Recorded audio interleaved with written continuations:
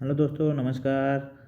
मैं हूं प्रेम प्रकाश। तो जीएस विद प्रेम किस यूट्यूब चैनल में आप सभी का स्वागत है। तो चलिए, आज हम पढ़ेंगे भारत की मानवता की है भारत की मानवता का अमूर्त सांस्कृतिक विरासत। जी हाँ, तो भारत में कितने अमूर्त सांस्कृतिक विरासत हैं उनके बारे में आज हम पढ़ेंगे। टोटल 16 हैं, जैसे कि आप लोग जानते हैं। तो आज उनके सभी 16 के बारे में हम डिस्कस करेंगे और कब कब उन्हें शामिल किया गया उसे हम इस छोटे से वीडियो के माध्यम से देखेंगे। तो चलिए शुरुआत करते हैं, देर न करते हुए हम लोग क्लास से। तो भारत की मानवता अमूर्त सांस्कृतिक विरासत। जी हाँ, अमूर्त का मतलब होता है जिसको छुआ ना जा सके। जी हाँ, अमूर्त का मतलब जिसे छुआ ना जा सके, उसी ऐसे ही सांस्कृतिक विरासत होती हैं जिन्हें छुआ नहीं जा सकता। तो ये टोटल जो है 16 हैं इस समय हमारे भारत में। अभी हाल ही में दीपावली को शामिल किया गया, जैसे कि आप लोग जानते ही होंगे। तो यहाँ पर हम लोग इसके बारे में पढ़ेंगे। तो पहला हम लोग देखेंगे। जी हाँ, पहला अमूर्त सांस्कृतिक विरासत जो है ये हमारा वैदिक मंत्रोच्चारण परंपरा थी। जी हाँ, वैदिक मंत्रोच्चारण परंपरा थी जो कि 2008 में। जी हाँ, वैदिक मंत्रोच्चारण, जैसे कि हमारा जो मंत्रोच्चारण परंपरा है, जैसे कि गलत आप देखते होंगे, जैसे कि शिव भगवान का मंत्र का उच्चारण हो गया, कितना अच्छा लगता है गाने में। बाकी और ऐसे सभी देवी देवताओं के जो मंत्रोच्चारण की जो जो उनकी शैली है, उसी के आधार पर इनका वैदिक मंत्रोच्चारण की जो परंपरा थी, उसी के आधार पर 2008 में इसे दिया गया था। उसी को देखते हुए 2008 में पहली बार से वैदिक मंत्रोच्चारण की परंपरा को 2008 के अमूर्त सांस्कृतिक विरासत में शामिल किया गया है। जब आप काशी जाएंगे तब आपको वहाँ पर लगेगा कि हाँ, वैदिक मंत्रोच्चार की क्या कला होती है, क्या परंपरा होती है। जब आप अगर काशी या अयोध्या में जाइए तो वहाँ पर आपको देखने को इसका शानदार नमूना मिल सकता है। अगला फिर देखेंगे दूसरा जो है रामलीला। जी हाँ, रामलीला रामायण और पारंपरिक प्रदर्शन। जी हाँ, रामलीला रामायण पारंपरिक प्रदर्शन, इसे भी 2008 में शामिल किया गया। जी हाँ, अयोध्या में रामलीला भी होती है, जैसे कि आप लोग जानते हैं। अयोध्या जो है रामायण से रामलीला से जुड़ा हुआ है, भगवान राम से जुड़ा हुआ है। तो इसे आप लोग जान सकते हैं। तो रामलीला रामायण और पारंपरिक प्रदर्शन इसका जो है 2008 में इसे भी शामिल किया गया। तो इसे आप लोग देख सकते हैं। अगला हम लोग देखेंगे तीसरा। जी हाँ, तीसरा देखेंगे कि कुटियाट्टम, जो कि सांस्कृतिक रंगमंच है। ये कुटियाट्टम जो है संस्कृत रंगमंच है, इसे भी 2008 में शामिल किया गया। तो यहाँ आप लोगों ने देखा कि तीन तीन जो अमूर्त सांस्कृतिक थे, कुटियाट्टम संस्कृत रंगमंच, रामलीला रामायण पारंपरिक प्रदर्शन और वैदिक मंत्रोच्चार की परंपरा, ये तीनों को 2008 में शामिल कर लिया गया। चौथा हम लोग देखेंगे रम्माण, भारत के गढ़वाल हिमालय का धार्मिक त्यौहार और अनुष्ठान रंगमंच, इसे 2009 में शामिल किया गया। ये यूके उत्तराखंड से संबंधित है। जी हाँ, तो इसे आप लोगों ने देखा कि रम्माण जो भारत के गढ़वाल हिमालय का धार्मिक त्यौहार और अनुष्ठान रंगमंच है, जो कि 2009 में से शामिल किया गया, और यह जो है यूके उत्तराखंड से संबंधित है। तो इसे आप लोग याद रखेंगे। अगला देखेंगे पांचवा जो है मुडीमेट्टू।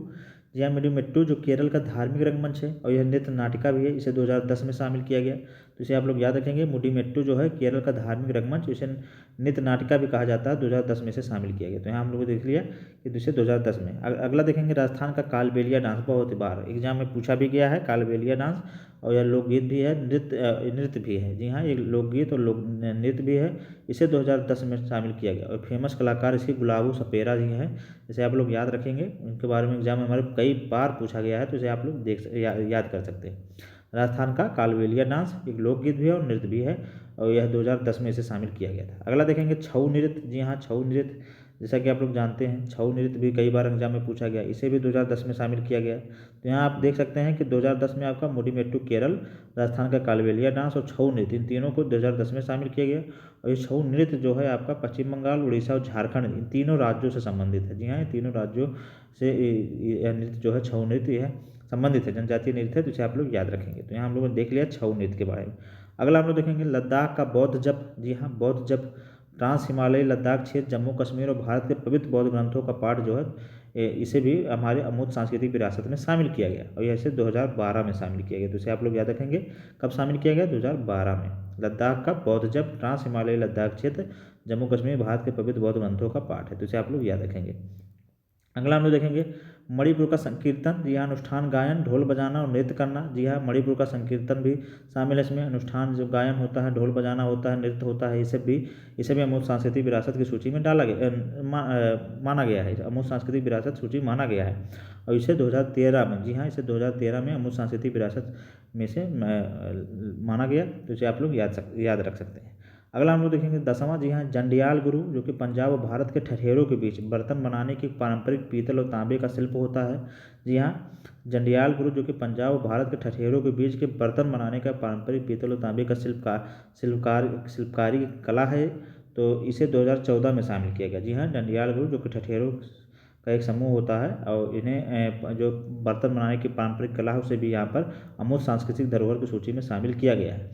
तो यह इसे कब शामिल किया गया? 2014 में, जिसे आप लोग याद रखेंगे। अगला हम लोग देखेंगे, जी हाँ, अगला यहाँ पर देखेंगे, अगला है 2011 में, जी ओ सॉरी 11वां जो हमारा है योग। जी हाँ, योग को भी अमूर्त सांस्कृतिक धरोहर की सूची में डाला गया है और यह जो योग है यह 2016 में, जी हाँ 2016 में योग को भी अमूर्त सांस्कृतिक विरासत की सूची में डाला गया है, तो इसे आप लोग याद रख सकते हैं। अगला देखेंगे 12वां हमारा नवरोज़। जी हाँ, नवरोज़ त्यौहार जो कि पारसी समुदाय के द्वारा मनाया जाता है, इसे भी 2016 में हमारे अमूर्त सांस्कृतिक विरासत की सूची में डाला गया है, इसे भी आप लोग याद रखेंगे 2016 में। अगला देखेंगे कुंभ मेला। जी हाँ, कुंभ मेला जैसा कि आप लोग जानते हैं कि कुंभ मेला हमारे 4 जगह पे लगता है, उज्जैन में, नासिक में और आपका हरिद्वार और हमारे प्रयागराज में। तो प्रयागराज में हर 12 साल पे महाकुंभ होता है और हमारे प्रयागराज में 6-6 साल पे अर्धकुंभ होता है, तो इसे आप लोग जानते होंगे। और कुंभ मेला को यहाँ के 2017 में इसे क्या नाम है अमूर्त सांस्कृतिक विरासत की सूची में डाला गया है और यह प्रयागराज, उज्जैन, नासिक और हरिद्वार में जो है कुंभ मेला लगता है, तो इसे आप लोग याद रखेंगे। 4 जगहों पे कुंभ मेला हमारा लगता है, तो 2017 में कुंभ मेला को भी अमूर्त सांस्कृतिक विरासत सूची में शामिल कर लिया गया। अगला देखेंगे दुर्गा पूजा।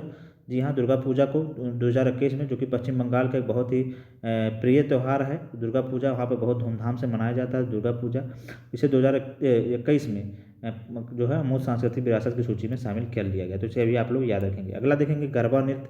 जी हाँ, गरबा नृत्य जो है गुजरात का नवरात्रि के टाइम पर किया जाता है। जी हाँ, अभी इसे 2023 में इसे शामिल कर लिया गया था। जी हाँ, तो यहाँ आप लोग देखेंगे कि गरबा नृत्य जो है ये 2023 में से शामिल किया गया है। ये गुजरात में किया जाता है नवरात्रि के दौरान, तो नवरात्रि के दौरान इसे किया जाता है। अब हम लोग चलेंगे, आज देखेंगे आज का लास्ट, जी हाँ इसका आखिरी देखेंगे 16वां जो होता है अभी हाल ही में, जैसे दीपावली त्यौहार को 2025 में इसे शामिल किया गया है। जी हाँ, दीपोत्सव का त्यौहार होता है, जैसे कि देव दीपावली हमारे वाराणसी, बनारस, मथुरा में बनारस में मनाई जाती है।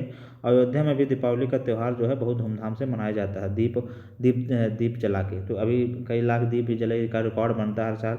इन्हीं सबको देखते हुए दीपावली त्यौहार को भी अमूर्त सांस्कृतिक विरासत की सूची में शामिल कर लिया गया। तो इस तरह हमारे भारत में कुल टोटल 16 आज प्रेजेंट टाइम में कुल 16 अमूर्त सांस्कृतिक विरासत सूची हैं। अमूर्त सांस्कृतिक जिसे छुआ नहीं जा सकता है, इसे आप लोग जानते हैं।